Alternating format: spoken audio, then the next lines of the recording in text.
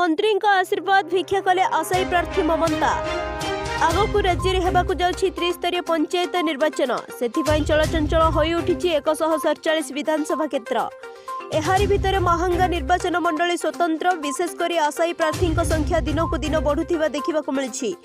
कुसुपुर पंचायतर बिजु जनता दलर आशायी सरपंच प्रार्थी ममता साहू प्राय 200 रु ऊर्ध्व समर्थकों सह मिसी महांगार जनप्रिय विधायक तथा मंत्री प्रताप जेना भुवनेश्वर स्थित बासभवन ठारे आशीर्वाद भिक्षा करिसेंती।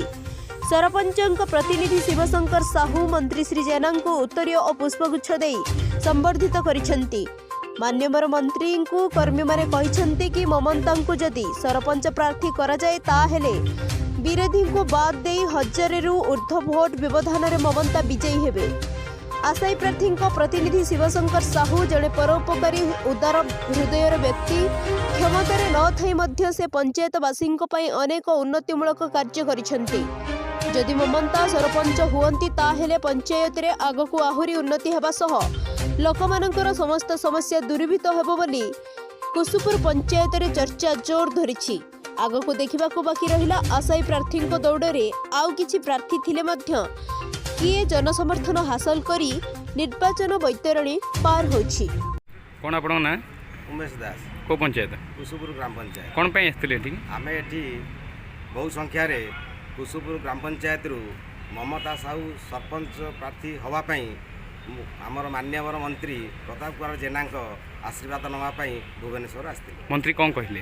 मंत्री हमको आश्वासना देले एवं कहिले तुमे जाई ग्राम रे बसी प्रार्थी चयन कर।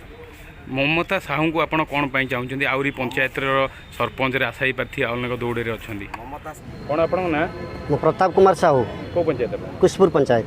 कोन कहबे आज माननीय मंत्री पाखक आपण माने कुसपुर पंचायत रु शिव साहू जी अछंदी आशायी प्रार्थी ताको नेतृत्व आस्ते कोन हला आमर कुसपुर ग्राम पंचायत।